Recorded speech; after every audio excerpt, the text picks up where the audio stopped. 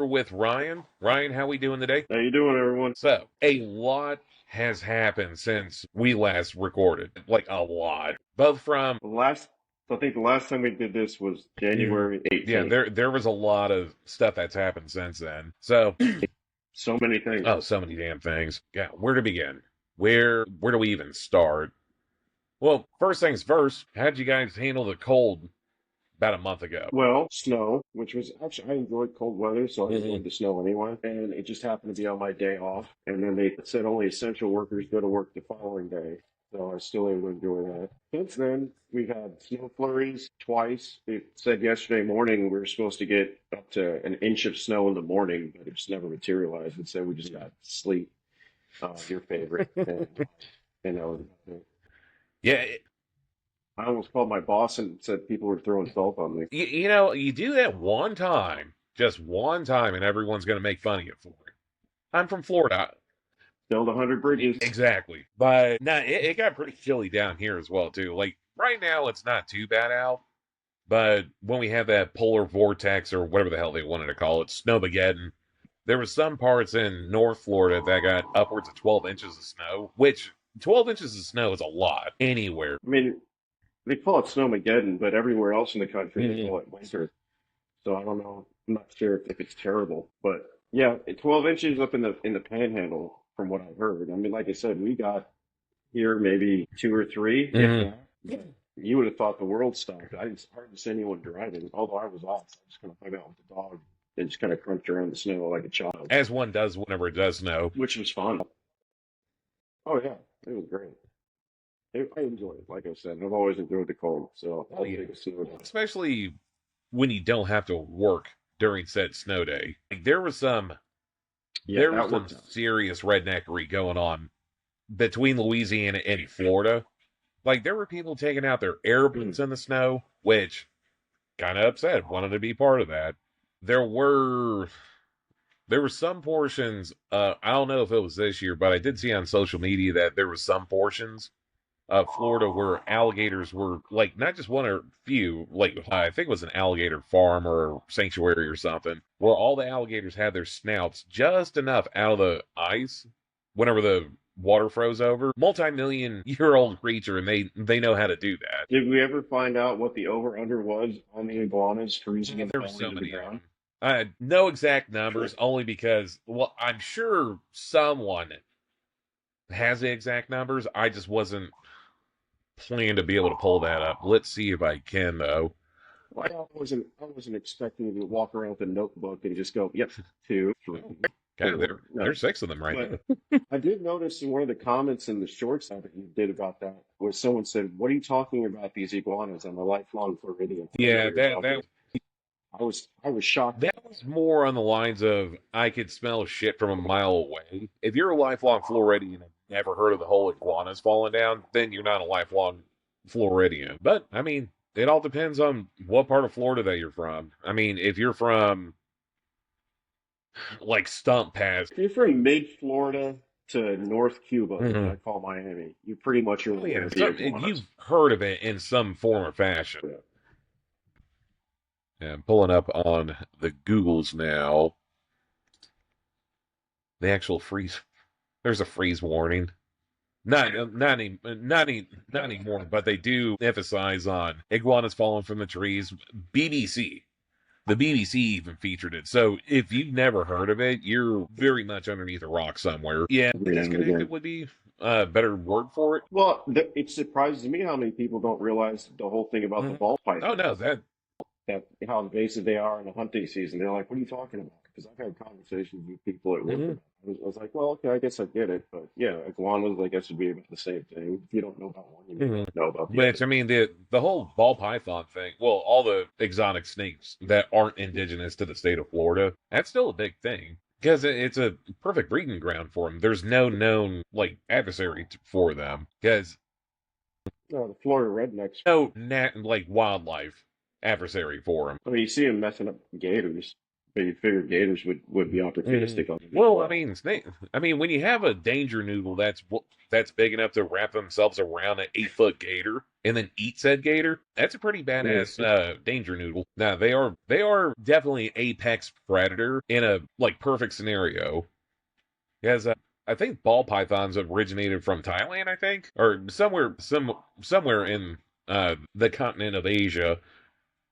And yeah, they're perfect predators. Like they haven't made it this far without knowing what they're doing. Promise you that much. Well, Hmm. that's true. Now you've got me curious. I actually have my iPad hooked up here next to me, so I can also Google check Cross as we're reference. going. Exactly. They're known as royal pythons. Doesn't say where they started from. It does say, do ball pythons like to be cuddled? That is a drop question. I'm going to say no. I'm going to say they're Uh, not a cuddly animal. Technically, they are. It's just they cuddle a little too hard. Very I get it. constrictive. I got a corn. I got a well, God, 7-year-old corn snake, and I didn't realize when I first got her she was a constrictor. And she will wrap herself around your hand when she doesn't want to get back in Mm. her enclosure.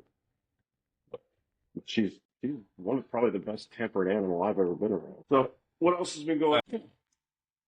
As far as outside of the podcast goes, because things have just been hectic would be the best way to describe it as far as workflow goes. So for once again, the people that have returned, they know that I'm a rideshare driver. For those that may be revisiting or visiting us now, I am a rideshare driver in Orlando, which pretty much takes me anywhere throughout the state of Florida because, I mean, you got to go where the rider wants to go. And let's just say that the vehicle that I have currently isn't quite the apex of reliability. So let's see, I got a May of 24. We're currently in February still. In less than 8 months, I would have to say, I've had both CV axles replaced. I've had to replace the fuel pump only because Chevrolet wanted something like $1,800 to replace the fuel pump, and I did it for 135. That's with new hardware and everything too. Well, I think that's disgusting. But we also need to preface what kind of mileage do you have on said vehicle? It's Less than not a year old. important. So when I got said vehicle, it had 28 miles on it from the dealership. As of today, I have 62,008 something. Been Mm. driving a little bit, but I mean, with the vehicles I've had in the past being predominantly imports, i.e., Subarus or Toyotas, I've never had any issues like this before with any vehicle, any of them.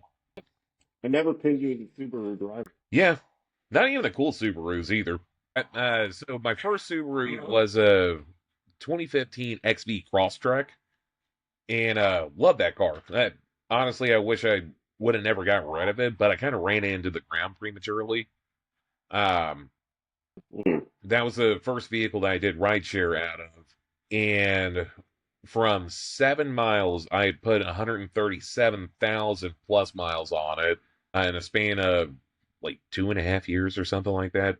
Like I had the car for no, it was longer than that. It was right at 4 years, just shy of 4 years. Whenever I traded that in for Mm. another Subaru, being a Forester, a 2019 Forester, and that was a great car too. Honestly, that's the one that I should have kept instead of going with a Chevrolet Silverado, which unfortunately I had to let go because That it was a was a nice nice truck. truck. Oh, That was I a love nice that truck. truck.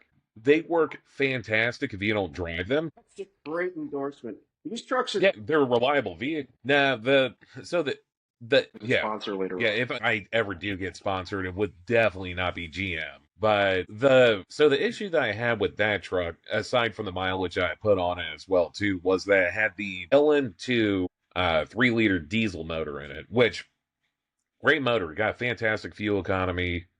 Aside from all the emission stuff that you had to add into it, like DEF, being DEF fluid, just to keep up with Mm-hmm. emissions and whatnot, it was still very fuel efficient. I averaged between 32, 34 miles to the gallon out of a full size truck, which that's hella good in my opinion. However, the motor wasn't the issue as much as the coolant system for it, because what should have been an $800 repair catastrophically spiraled out of control into roughly $16,000 in repairs. And I remember that conversation. Yeah, over $16,000 in repairs, and what made it like the absolute worst, none of the parts that needed replacement were in stock. They were all 6 months back ordered. And yeah, being that I drive for a living, I need my vehicle. And what set it in stone was the fact that the dealership, I'm not going to name them, but they refused to give me a lease vehicle or a rental vehicle through the duration of my vehicle being in the shop just because of what I do for work, which I can kind of see from a semi-fair point of view. You don't want to have your loaner vehicle out with just a shit ton of miles on it by the time you get it back 6 months later. But I'm going to say 6 months with you is oh, 35,000 miles. easy. But in the same token, how are you going to have the audacity to tell someone, "Oh, your truck's going to be down for the next 6 months, and well, good luck getting around. We know what you do for work, and yeah, just make it." Yeah. We can't tell you to take an Uber Yeah, because you are Uber. That's fine. yeah, like I don't understand it from the gall of telling someone, yeah, the parts needed for your vehicle are 6 months behind. Like, no, how is that reasonable in any sense? So also put it into preference. This is also during the time frame in which you couldn't really find a lot of new dealers Mhm. stocking trucks anywhere because it's post coronavirus and everything. Because that's the time I bought my Ranger, and I just happened to drive past a place that had the one I Mhm. was looking for. But that was one of three trucks they had in the lot, and everything else that if you wanted one, you had to order it, you had to find it across the country. They really didn't have the Mhm. parts available for some reason, but it was just that sweet spot where you needed all these major repairs and they just didn't have Oh yeah. anything for 6 months. So it kind of you was Well, fine and Well, it just it wasn't wasn't me good. either. You know, after dealing with the dealership with that, I started digging in and doing research on that particular coolant issue with the trucks, and it's common enough to where they should have implemented a recall on it, or whatever the term is for a pre-recall, because typically with a recall there has to be over x amount of hundreds of thousands of people having the same issues, and the problem with that was not hundreds of thousands of people bought the LM2 diesel option. It was always either the 5.7, 6.2, or the V6, or even Chevy has so many options when it comes to motors in their trucks, but it wasn't a common option that people got, or not common enough to implement a recall. And that's where the issue arises from getting a vehicle like that with a specialty option such as that motor. When issues like that arise, good luck on trying to get the whole recall thing done. Like, lemon law, Yeah. none of that was implemented at that point just because of the motor that was in it. Which my advice I could give to anyone after going through that is, if you're gonna get a specialty option, especially a specialty motor option, don't make it a daily. Or if you do make it a daily, make it to where you're driving less than 20K a year. Because if I drove that truck for less than 20K a year, yeah, I'd probably still have it to this day with no issues on it. But being that I put something close to 200,000 miles on it throughout the ownership that I had it, and I bought it used with 20,000 on it already, it just wasn't going to happen. And it just wasn't in the cards for me.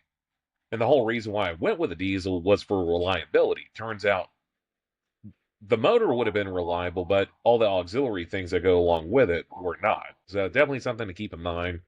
That's my that's my TED talk. I'm going to step off my soapbox now. But so in It was a tragedy because that was a Mhm. very nice.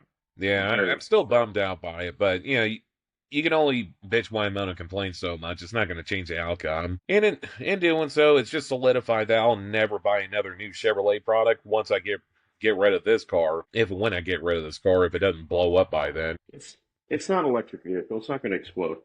It's a Chevy. It wouldn't surprise me if it did explode. It's not a Pinto. Those explode. Yeah, only if they got in crashes. But yeah, as far as that goes, yeah, some people are diehard to a certain brand. I tried Chevy. It's just not for me. So next new vehicle I'll probably get, if I still continue to do the whole rideshare thing, is going to be, can't believe I'm saying this, it's probably going to be a Nissan, not a Nissan, but a Toyota Sienna minivan. You know, you can't knock it because as much as you want to knock them, they are very They're convenient to convenient. have. Not Oh cool no. by any stretch. Not cool by any stretch. It's not like you can roll to a stoplight and turn heads because everyone assumes that you've got Hmm. five kids in that thing. But for what you do for a living, Oh mine will yeah. be a limousine. Oh yeah. And well, I mean, part of the reason why I'm going towards the Sienna minivan is Toyota does have the HEV option, which is their hybrid for it. So I mean, 45, 50 miles to the gallon, I'll take it. And well, they got built-in vacuums. Like that's kind of dope. Oh yeah, there's a little dirt on the ground. Let me go ahead I and mean, vacuum yeah, it out real quick. I don't need to stop by anywhere.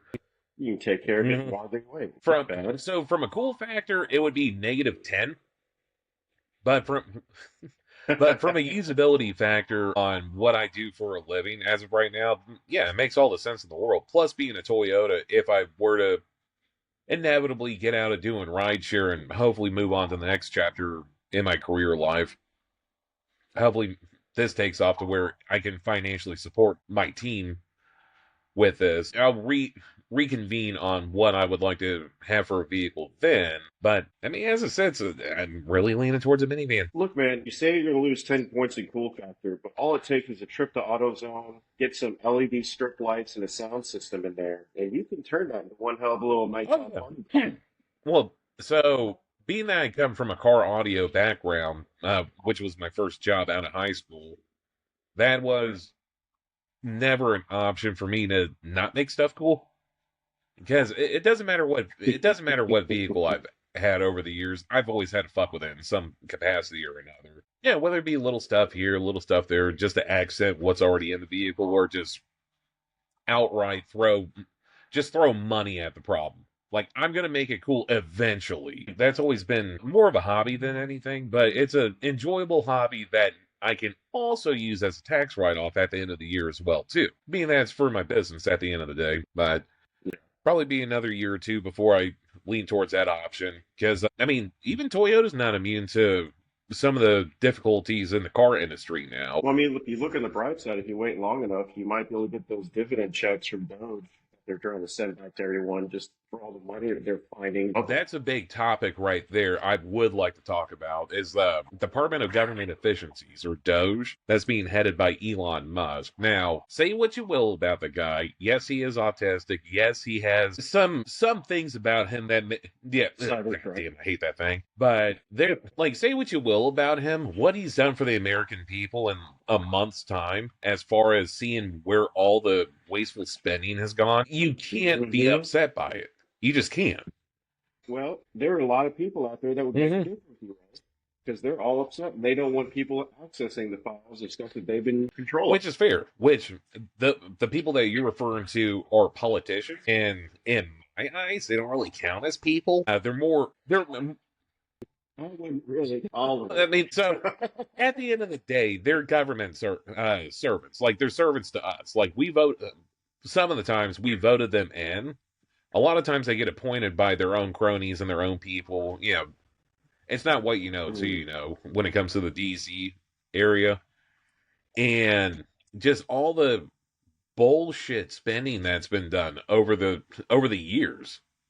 Even back when Trump was in office first time around, like they're finding stuff that's just God.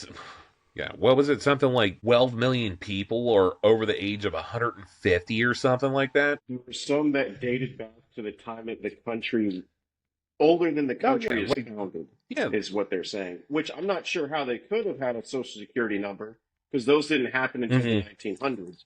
So how that people from the 1700s would have had a social security number, I'm not sure. I didn't Hmm. get that far into it.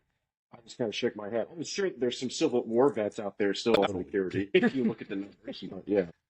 But so many people that like just so much wasteful spending and so much money just being divvied out. And it only profits the people that know how to work the system, and yet we have to pay for it whether we want to or not. So with the whole dividend checks being going back out, something like 20% of the savings that they're saving so far are going to go back to the American people. That, not gonna lie, would be pretty cool. I'm more interested in what the new tax code is going to be more so than anything, because that's where the real savings are going to be throughout the year. Because based, There may not be any if they abolish the it, IRS completely and go with the external revenue dirty like that.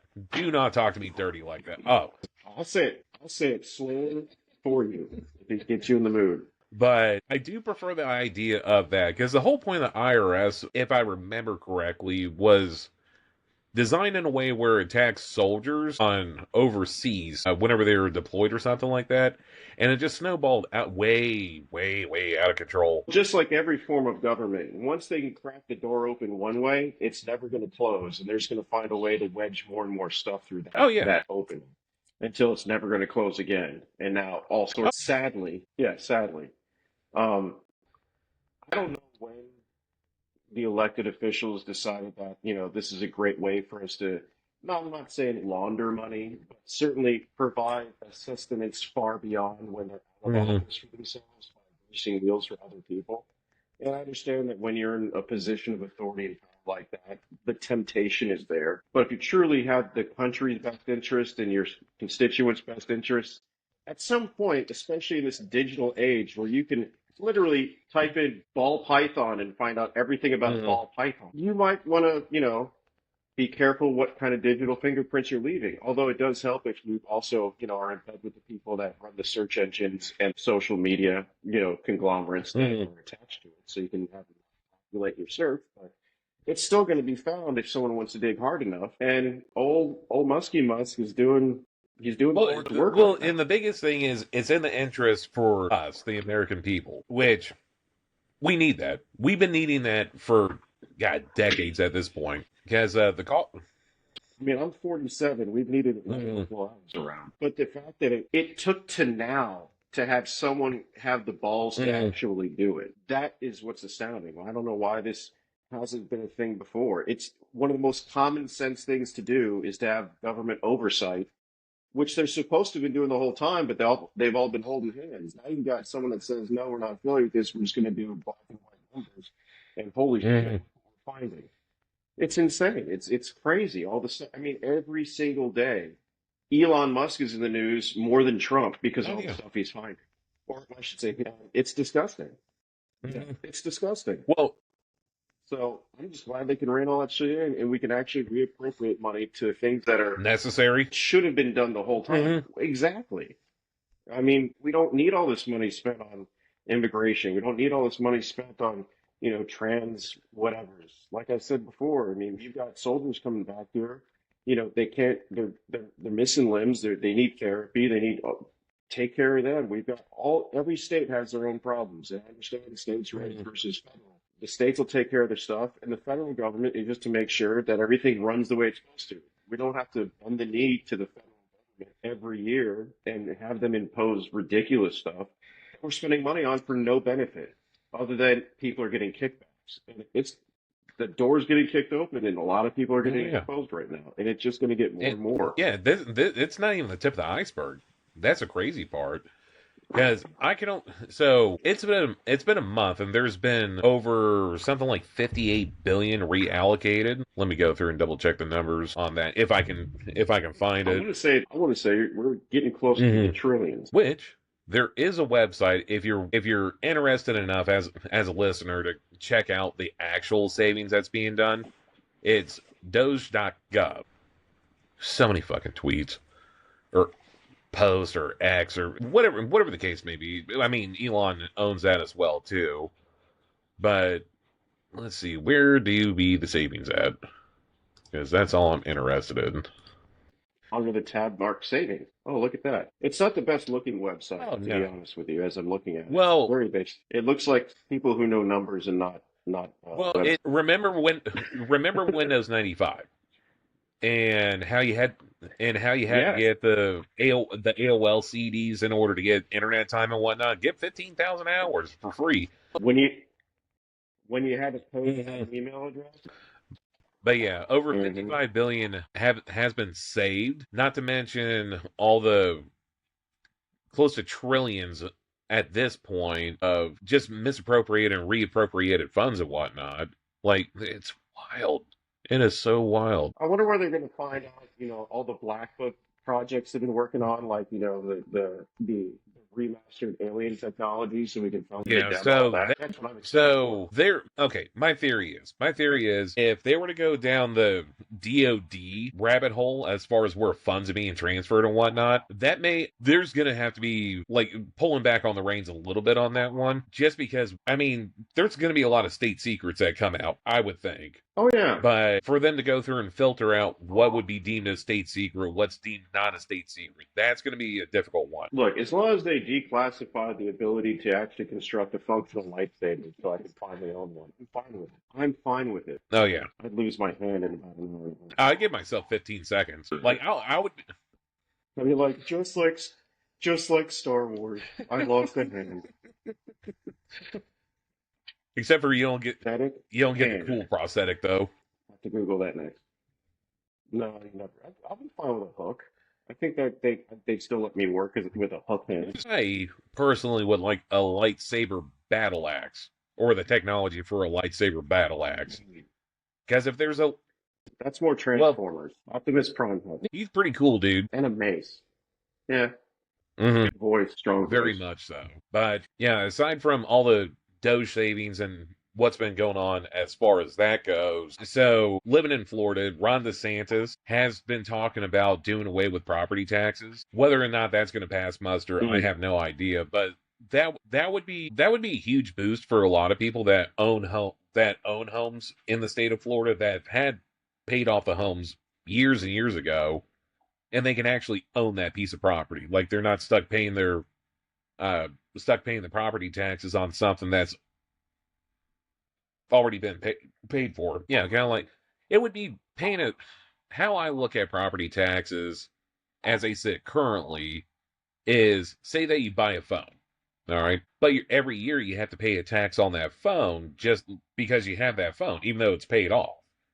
And effectively, what they're trying to do is to get rid of that for people that have paid off their homes. Now, I don't know what that would do as far as bringing more people to the state of Florida, or what the long-term benefits or long-term like bad things that could come out of it. But on paper, it sounds Well, like a good idea. well, first thing, I don't think the state of Florida needs any more Mm. people moving in.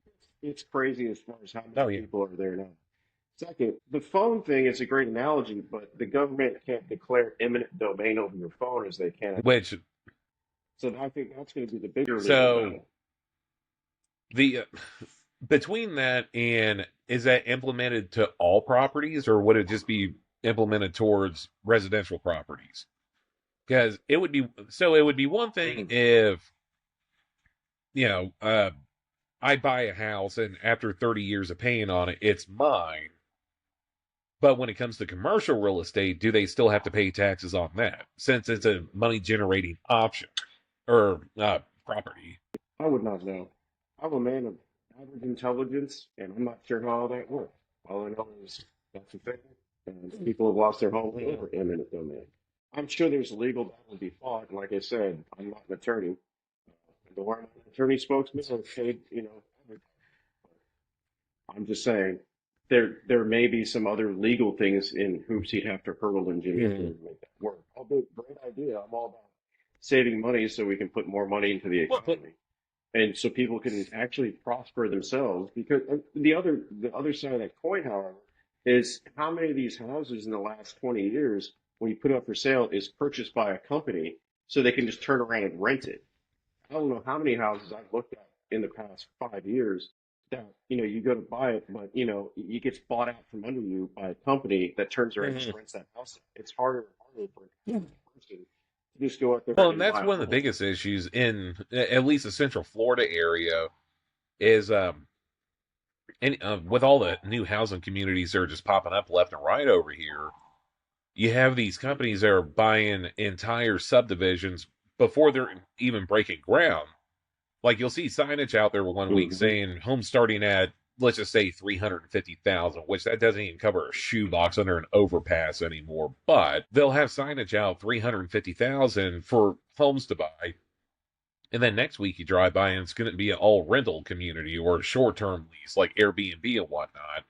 Which once again, not a huge fan of Airbnb in the state of Florida because of all the people that are just taking those homes and effectively taking them away from people that actually live there just so they can have a vacation rental 6 months, 8 months out of the year, and they can pop in whenever they feel like it, especially for people that work over I by the mean, theme parks like Universal Studios, a soon to be Epic Universe. what's insane is you used to be able to tell the visitors to the state of Florida, Mm-hmm. particularly in Orlando, you're going back to the 80s, because they all stayed on Yeah. International Drive.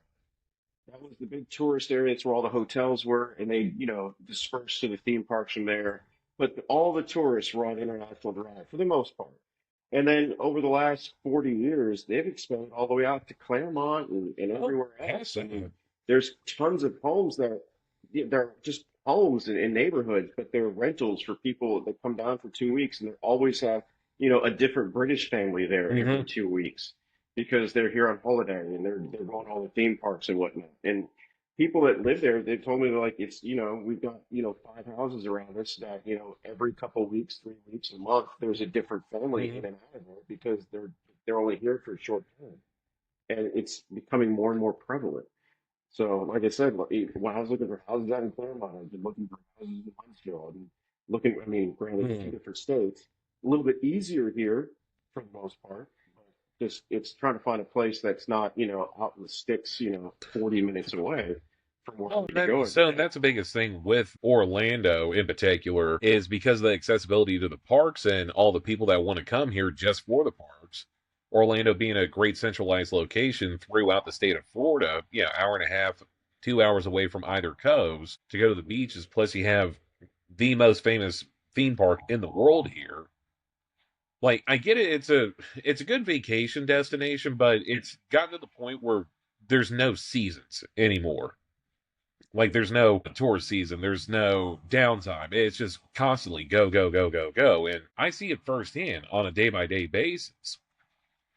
And like the common trip that people are willing to commute back and forth to work because the places that they're living at, they're so far out that there's not decent paying jobs in those areas. So they have to commute all the way to Orlando. They have to commute sometimes hour and a half, 2 hours just to find a job that pays well, which you gotta it as like there's a net neutral return. Like, yeah, do you want to pay more for a place that's closer with a lesser commute, or do you want to pay less for a place but pay more for commuting back and forth? Because I mean, hell, if you're spending hour and a half, 2 hours in traffic each day one way just to go to work and then doing that all over again to go back home, that's an additional 4 hours on the high side, 4 hours a day, 4, 8, 12, 16, 20. You're spending 20 hours a week just in traffic. And in Florida, that's No. not fun at all. Especially if you have to take I at any point throughout the day. And depending on where you live too, you're having to fight traffic both ways in and out, which, yeah, that's not fun for anyone. Which, with that said, insurance in the state of Florida, car insurance anyways, is super high just because there's so many people that have moved here and well, they don't have their vehicle registered in the state of Florida because they got out of state plates, so they don't have insurance on the vehicle. So the biggest thing that vis-a-vis the insurance company that I currently have, a lot of the rates that keep going up pre-hurricane anyways, the 2024 hurricane season was kind of detrimental to the coast, but I mean, which hurricane season isn't? The amount of uninsured motorists that's on the roadways is wild. It's wild. And Oh yeah. I'm not a huge fan of insurance. I do think it's a scam because God forbid you don't make a payment, you can't drive it on the road from a legal standpoint. And God forbid that you do need to make a claim after paying all this money throughout the years of having an insurance company. They're just going to give you absolute bare minimum to fix whatever needs to get fixed, not any additional damages that may be on the vehicle, whatever the case may be, even though you pay god awful amount of money every 6 months, every month, whatever the case may be. But with Florida being such a popular destination for people in recent years, like I think we finally hit the apex, I think, on the amount of people that have been moving to Florida. Let's see. Florida population. Yeah, we're at 23.3 million as of last year. And I'm sure that number has tapered off some. I believe this is one of the few years, 2024 year was one of the few years that we had a good amount of people move out of the state, which for people that came down here during COVID just to be able to make a life for themselves, coming from places like New York, California. A vast majority of people have moved here because of that, and they're wanting to create a better life for themselves. I'm okay with that, provided that you bring something to the table when you come down here. Now, with that said, there were a lot of people that moved down here just because, oh, I can work remote now. Let's go ahead and go to Florida.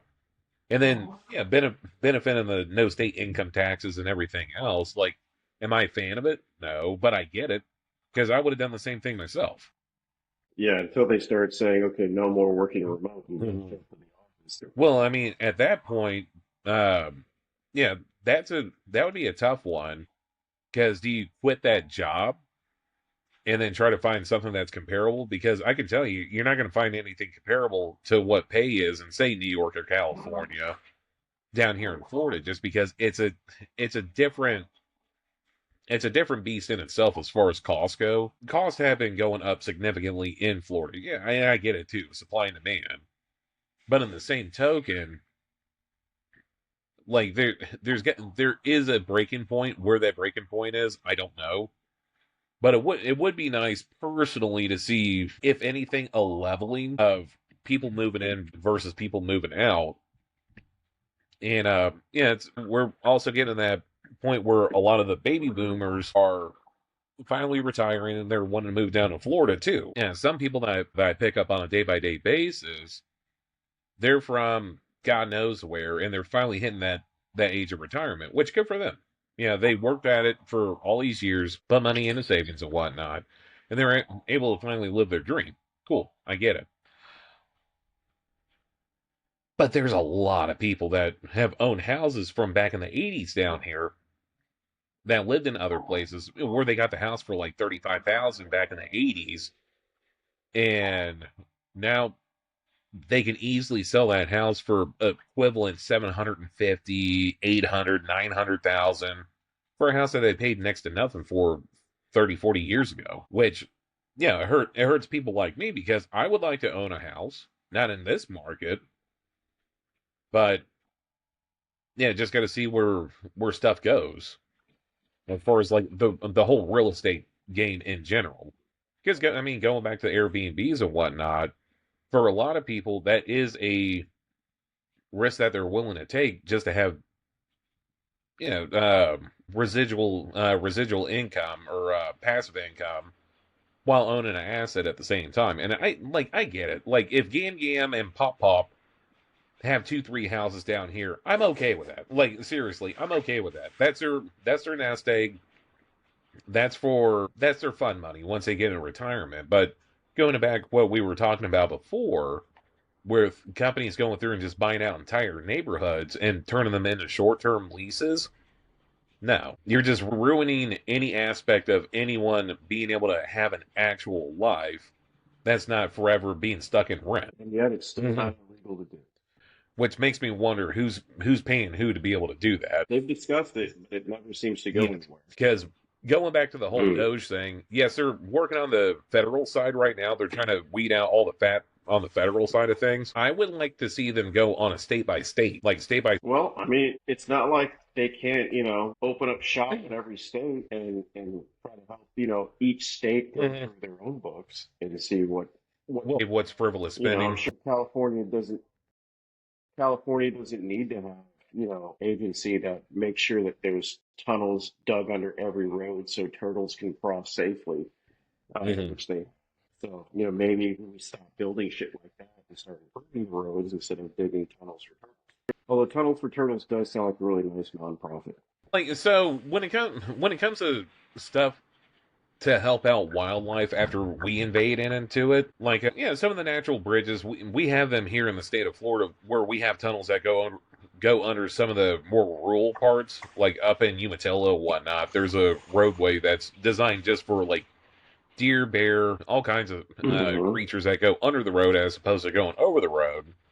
Because I don't know if you've driven in a rural part of the state or any of you guys have driven in rural parts of the state. I mean, there's not like that there's a lot of streetlights out there, and which is kind of crazy to me because you see deer crossing sign, but do deer actually read the signs? Like, can they read? Like, I don't know why they have the signs there for the deer. They can't read it. But like But they Yeah, they always don't. know where it's at because you always see, Hmm. carcasses next to the sign.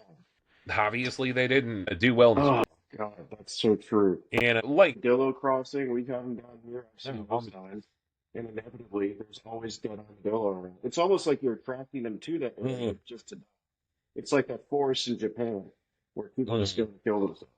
If you know about it, it's just going to bring people there. I say get rid of the signs completely. If they yeah, can't read them, what's the point?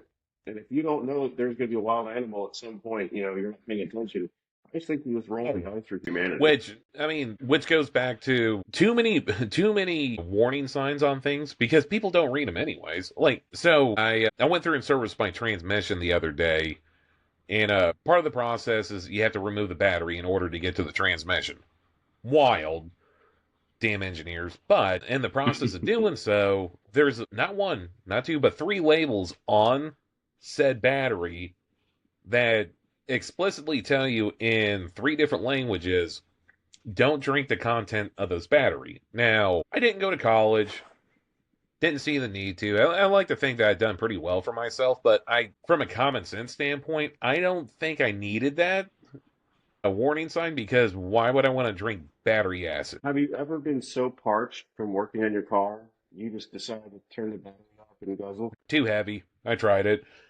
Like I Mm-mm. would be more Yeah. apt to turn on the car, crank the AC as cold as possible, and just stick my head underneath where the condensation falls from and drink that rather than a battery. Like who? Someone's done it. Like it's a warning label because someone's done That's it. why there's a label. Exactly. The same thing with shampoo labels. Wash, rinse, repeat. Do not drink. And it gives you the number for poison control. But who's ever, tipped up a bottle of Kurt Plus and said, I'm thirsty? For, I know I haven't. It smells fantastic, but it so tastes like soap. Not that I finding know. that these are people that are of that aren't children because like you hear of toddlers doing it, which is not fine, but it's more understandable for toddlers to go do something like that rather than like competent adults. Which, But if you think about it, toddlers notwithstanding, the world is full of warning signs mhm. for adults to not do common sense shit. Such as Gatorland used to have a sign that had like a stick figure holding a baby over the railing with a circle and a cross through it. Don't hold your baby over where the gators are. You think that's common sense, but they had to make a sign that said, please don't hold your baby over the gator jumperoo show because we put chickens out here. Why would you think that would be a good idea? And that fall. The world's Oh full of yeah, those well, signs because apparently we as a collective need to be reminded of basic. don't. Well, it boils down to CYA. Cover your assets. You can cover your ass, but at what point does something have to happen for you to get sued and go to court and say, I'm sorry, but at what point did this person think it was a good idea to hold their baby over to get a better look at the gator? He's got a really good look at it now. It's not Mm-hmm. our fault. These are dangerous creatures. Stop doing Now, it. If nothing else, just why would you even do shit like that? They had a they had a venomous snake pit over at Gatorland at one point where you could go up to his concrete block rectangle, and inside this pit were rattlesnakes and all sorts of highly venomous snakes. We just kind of look over and go, oh, this is crazy. Hundreds of them. Not one sign that said, don't dangle your child over the dangerous venomous snakes. Directly across from that was the Gator Jumperoo show, and it had a big sign saying, don't hold your baby over the gators. Apparently, more people are scared of snakes than they are the gators because they need a sign that said, don't hang your baby over a gator. yeah, Common sense. but I mean, unfortunately, common sense isn't all that common anymore. No, it's not. In fact, that reminds me of a story that I can tell you of something I became aware of in the last 10 days that I think is going to just blow your wig. I don't know if I've ever even remotely thought about, hey, that would be a cool thing to do. I have a tattoo. You have tattoos. I only have one. I got it done for free from a client of mine that was very cool, and he just said, "Here, let's do the symbol of your Boba Fett on your leg." I had it since I was 28. Now, where I work, there's a lot of tattooed individuals. There's individuals that somehow get tattoos while they're staying at our facility. Not supposed to, but it happens. I had no idea that a thing to do in prison, and I guess you have nothing else to do except kill time and you look and see what other people are doing.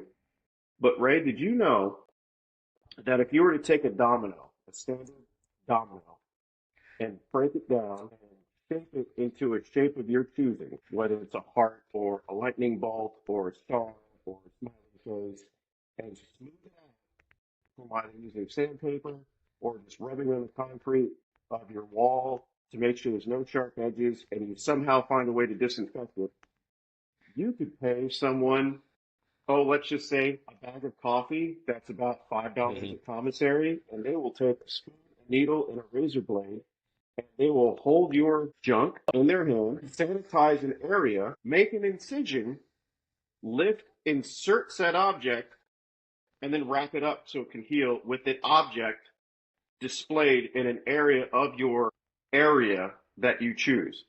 Yeah, wig split back on that. So at no point did I think it was going to lead to that. I was thinking, oh yeah, probably. At no point did I even think so. Can you imagine the level of trust you have to have in someone in prison to hoard Stuff.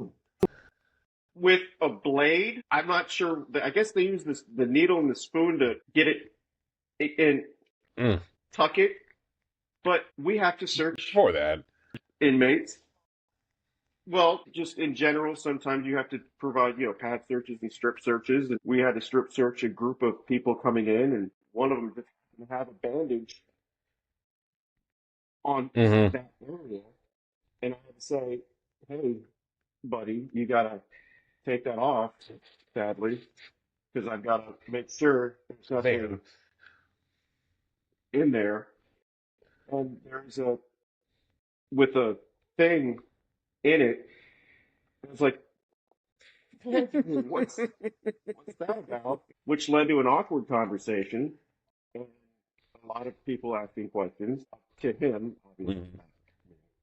And then I come to find out it's rather predominant. Shockingly, but not surprisingly in retrospect, mostly among the white population of a certain aesthetic for having things shaped and Inserted. usually in this area of the thing. And I can't imagine why. I learned that firsthand after seeing it and had people tell me in very normal conversation, like, oh, I should do that in the Southern unit. You guys are paying me this, and I just go ahead and knock it in there. What? You just told me that? Like, oh, yeah, by the way, the compressor over in A building's down. That's what the hell you Like, down there?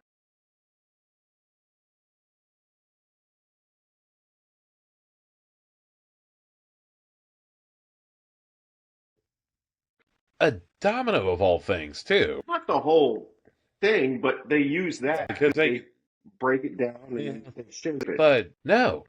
Like, no. Of all No. places, especially there, no. Like, hard no. Like, and they say it's like it's a routine thing. Like, no, man, you're barely even bleeding.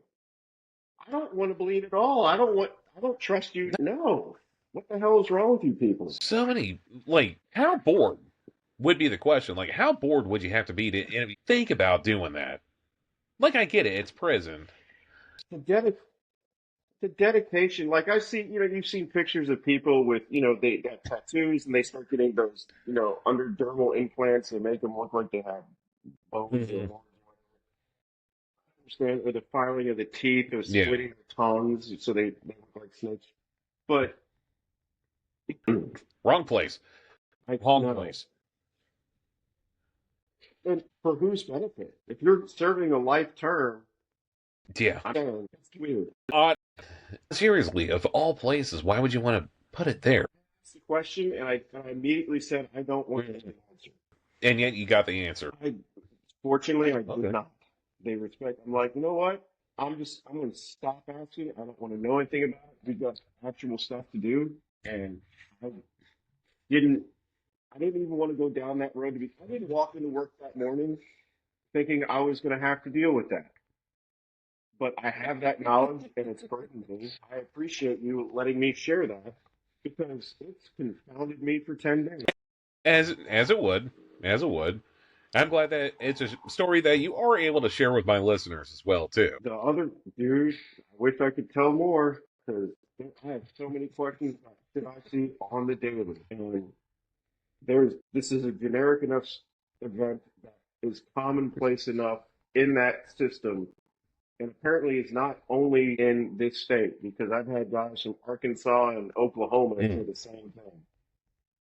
So that is insane. So if we can ever get Wayne on here, I'm really curious to see if it goes on the federal. Yeah, still gotta get Wayne on here one of these days. But so to switch up subjects just a little bit.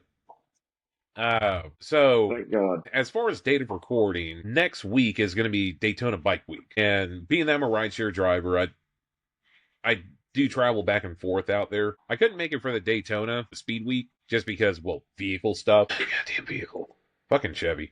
But as much as I don't like any of their newer stuff, their older stuff, like if you were to give me an OBS 1500 single cab or even an extended cab, Mhm. all day. Because at least with older vehicles like that, you can get like a Leatherman tool in a set of razor blades and be able to work on that entire vehicle, the entire thing. You can easily work on it. But so for those that do follow the channel, I haven't been posting as much content, mainly because of preparation for the Daytona Bike Week event. In total, it's about 10 days long, even though they say it's a week. Because you have the weekend before, all the way to the weekend after. Plus, I like to go out there at least a day or two beforehand for all the crews that set up for the events, and a day or two after for all the crews that break down the events as well too. So for me, it's a pretty good way to get ahead financially for the year.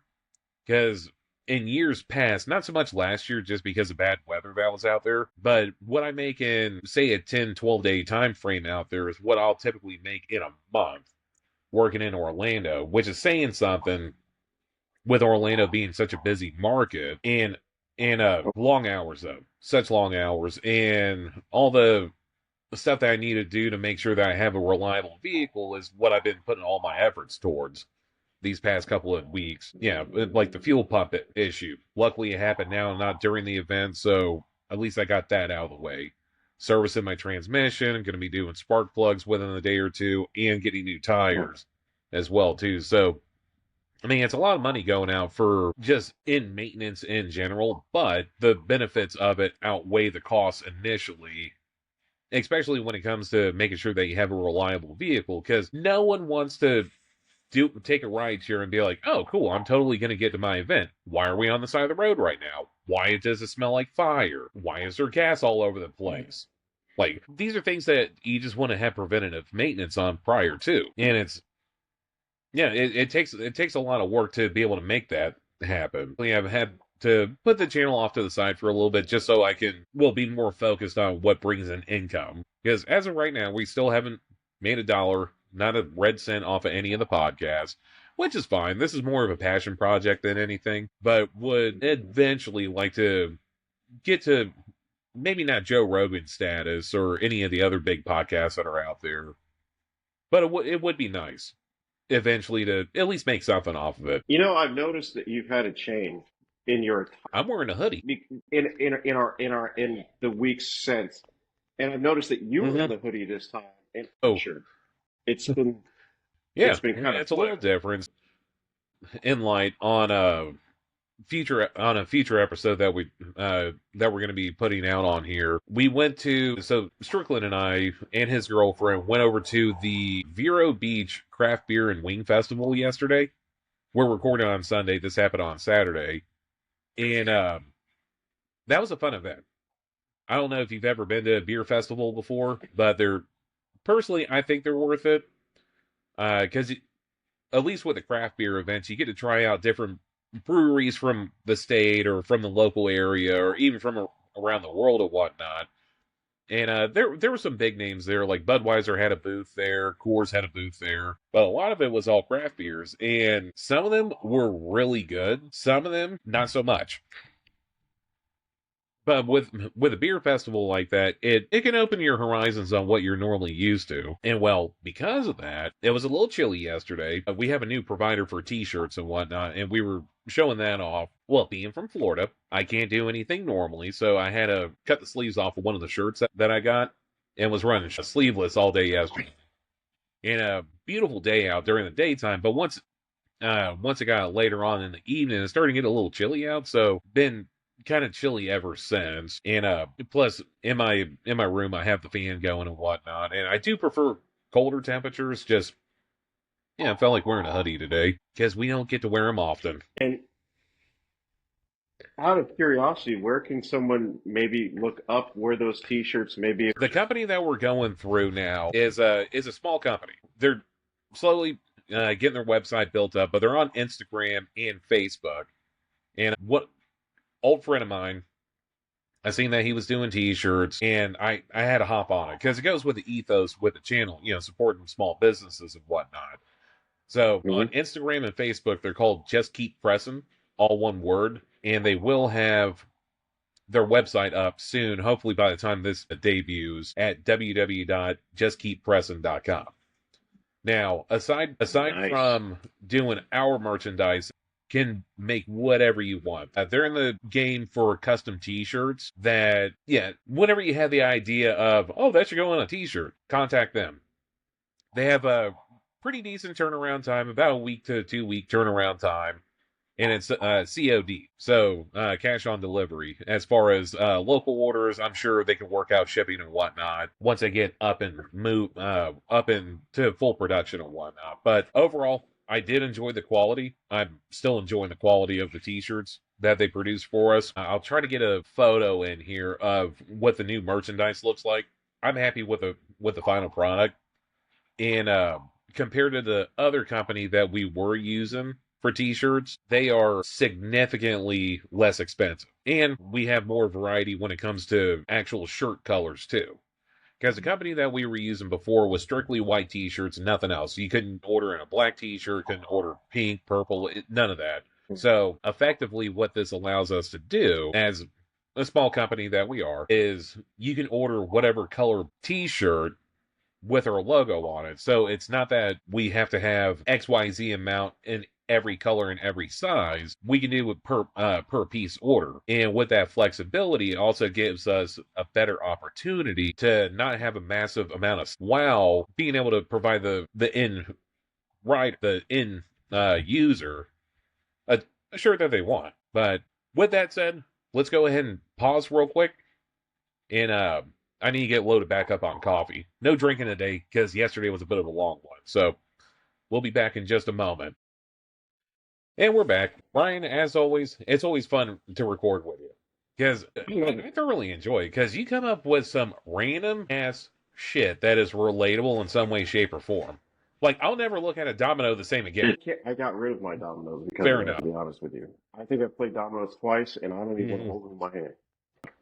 Indeed, indeed. But yeah, so I believe we left off on the craft beer and wing festival that Strickland and I went to yesterday, and I gotta tell you, there's so many different ways to make beer out there. It's wild because like It's definitely one of those things I miss living in Florida to go see. Because those little things, they're fun. They're not very big, but you have oh a good yeah, time. And you get to sample a lot of stuff you would never normally do. They've got wine and whiskey festivals over here in Huntsville. I've been to one of them. They're fun. They're in downtown Huntsville, which is about the size of the hmm ocean. The places out there, it's always oh a yeah. good Well, time. I mean, festivals in general. Yeah, festivals, fairs, carnivals, whatever the case may be. If anything, it's cheap entertainment, and you get to try out so many different things that you normally wouldn't try on a day by day basis. Like one of the beers that I tried yesterday was from a home brewer. Guy doesn't have a company or anything, just brews it out of just for making beer, and he didn't have a name for it other than FLGPS, so Florida GPS, and it was a guava passion fruit sour beer. Definitely a little bit on the sweet side, but damn, did it wake you up? Because I like sours on Yeah. occasion, especially on hot days. But that was a Hmm. all around good beer. And I wish I would have got the guy's card and whatnot, but he didn't have one.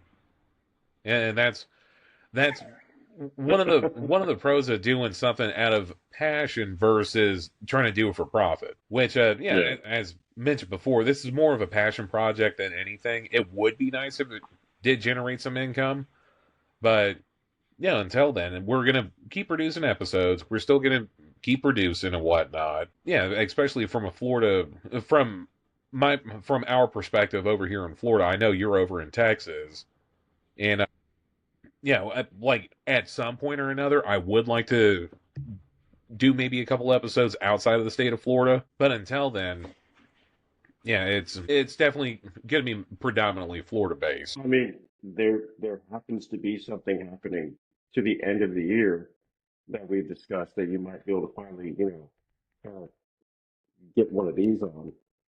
And I'm still holding on hope that that might happen. Eventually, I would. I really would like a cowboy hat though, especially one that could fit my melon of a head. Because Thunderdome up here I mean, you'd look good in one. Maybe not in the hoodie, but you definitely look good in one. someday, hopefully coming soon. Hopefully coming soon. I mean, it's always within the realm of Mm-hmm. It conversation. definitely is. And with that said, Ryan, thank you so much again. It's always a pleasure recording with you. We're here at Intoxication Station, and we'll catch you next time.